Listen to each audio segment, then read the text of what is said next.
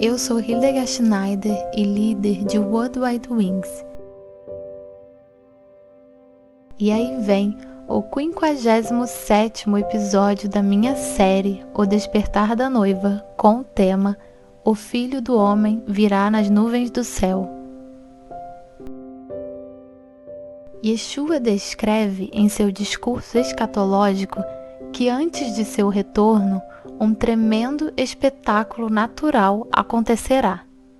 Imediatamente após o tormento daqueles dias, o sol escurecerá e a lua não dará sua luz, e as estrelas cairão do céu e os poderes celestes serão estremecidos. Então surgirá no céu o sinal do Filho do Homem, e todos os povos da terra prantearão e verão o Filho do Homem chegando nas nuvens do céu com poder e majestosa glória. Mateus 24, 29 e 30.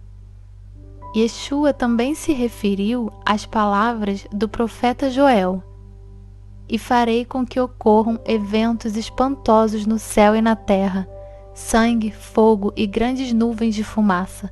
O sol se converterá em trevas e a lua em sangue, antes que chegue o grandioso e temível dia de Yahvé.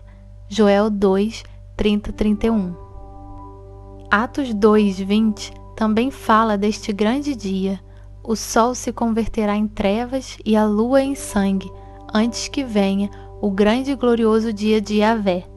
Em grego, significa gloriosas Epifânies.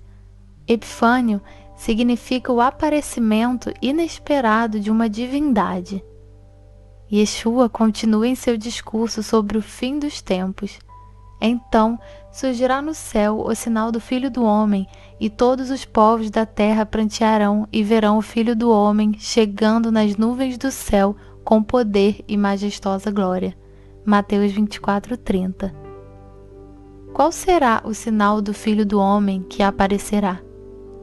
O Filho do Homem chegará nas nuvens do céu. Yeshua usa a linguagem de Êxodo aqui. A palavra grega Nephele, de acordo com a concordância de Strong, que é usada para nuvem, também está ligada à palavra coluna de nuvem em Êxodo.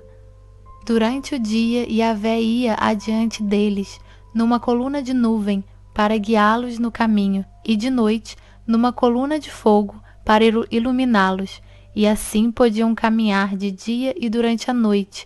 A coluna de nuvem não se afastava do povo o dia inteiro, nem a coluna de fogo durante toda a noite. Êxodo 13, 21, 22. Então, ele estendeu uma nuvem para lhes dar sombra como um toldo, e um clarão de fogo para iluminar a noite. Salmos 105, 39. Andar na nuvem é um símbolo profundamente messiânico, associado ao Messias. É um véu celestial de sua presença divina, sua carruagem e seu lugar onde esconde sua força.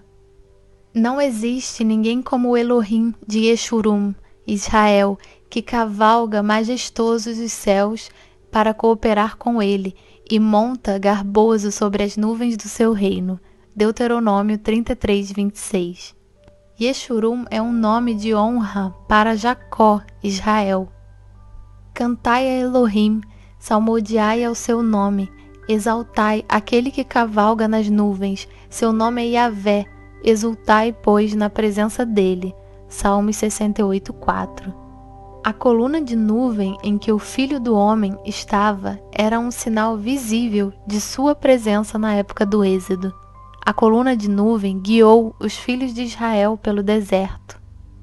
Então, o anjo de Elohim, que ia diante do exército de Israel, retirou-se e passou para trás deles. Também a coluna de nuvem retirou-se de diante deles e se pôs atrás.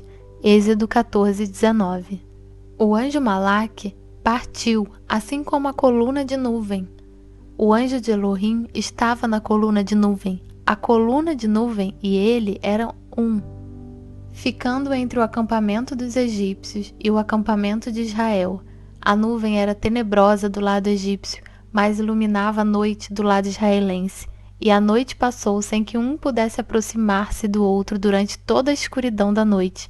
Então Moisés estendeu a mão sobre o mar, e Yahvé por meio de um forte vento oriental que soprou toda aquela noite, fez o mar se afastar.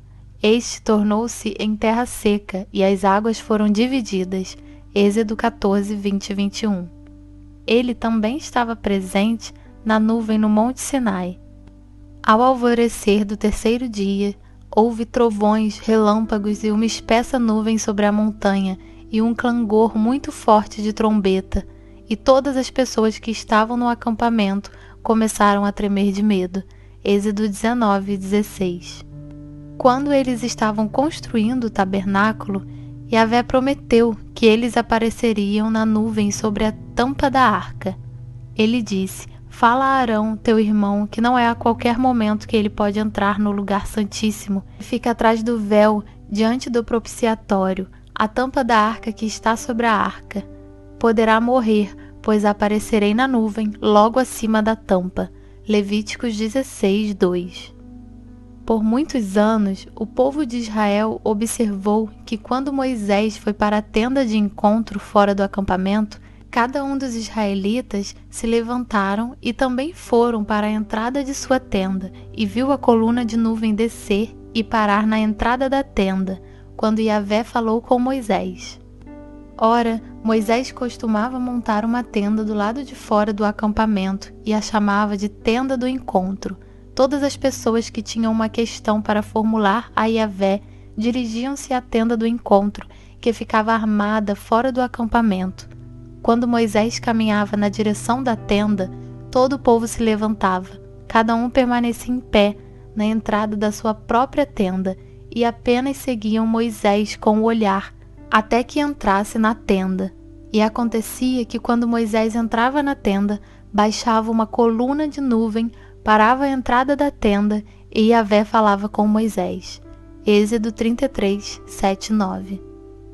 Quando o templo foi inaugurado, uma nuvem encheu a casa de modo que os sacerdotes não puderam continuar o serviço ritual por causa da nuvem, pois a glória de Yahvé tomou por completo o templo de Yahvé. Ora, assim que os sacerdotes se retiraram do Santo dos Santos, a nuvem encheu o templo de Yahvé, de modo que os próprios sacerdotes não puderam continuar o seu serviço ritual, pois a glória de Yahvé tomou por completo o templo de Yahvé. 1 Reis 8, 10, 11. Resumindo, podemos dizer que a presença divina nas nuvens era parte integrante dos israelitas. E o anúncio de que Yeshua retornará nas nuvens se refere à linguagem da Torá, e que não é nada novo. Daniel já relatou sobre isso. E eu continuava contemplando minhas visões noturnas, quando vi que alguém semelhante a um ser humano vinha nas nuvens do céu. Ele se deslocou em direção ao ancião, bem idoso, e foi conduzido à sua presença, e foi-lhe outorgada toda a autoridade, glória e posse do reino, para que todos os povos, nações e línguas o adorem e o sirvam. O seu domínio é domínio eterno, que jamais terá fim, e o seu reino jamais será destruído. Daniel 7, 13 e 14. Se ligarmos as afirmações do Brit Hadashah, que é o Novo Testamento, com o contexto original hebraico, ganhamos uma dimensão mais ampla e profunda. Nesse caso, ganhamos a nuvem na qual Yeshua retorna como símbolo da sede simbólica da presença divina, que também é chamada de Shekinah. A palavra é derivada da palavra aramaica shakan, que significa descansar. É interessante que Yahvé também colocou o sinal da aliança, o arco de Yahvé, nas nuvens. Colocarei o meu arco nas nuvens, e ele se tornará um sinal fulgurante da aliança entre mim e a terra. Gênesis 9, 13. O arco de Yahvé, e não arco-íris, e as nuvens são ambos sinais de sua glória, que estão conectados de uma maneira especial. Há um total de 7 cores do arco de Yahvé: vermelho, laranja, amarelo, verde, azul, anil e violeta. Ao somar todas as cores, adicionando determinada cor em cada uma delas, o resultado final é a cor percebida pelo homem como branco. Foi Sir Isaac Newton quem finalmente descobriu, no século XVII, que essa luz branca pode ser dividida em um espectro visível por um prisma, as chamadas cores espectrais. O mais interessante é que o branco da nuvem, o símbolo divino da glória, e as 7 cores do arco de Yahvé podem ser percebidos quando as cores são divididas por um prisma. Portanto, se você deixar a luz branca incidir sobre um prisma de maneira adequada, poderá ver em uma tela atrás dela que a luz branca foi dividida em cores diferentes. Uma área pode ser vista na tela que é colorida em vermelho, laranja, amarelo, verde, azul, anil ou violeta. Essas cores são chamadas de cores espectrais. As cores espectrais também podem ser encontradas no arco de Yahvé. Aqui, o Sol é a fonte da luz branca e as gotas de chuva são responsáveis pela decomposição.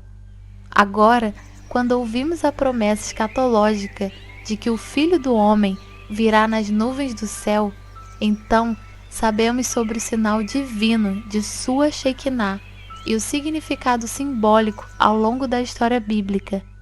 Então surgirá no céu o sinal do Filho do Homem, e todos os povos da terra prantearão e verão o Filho do Homem chegando nas nuvens do céu com poder e majestosa glória.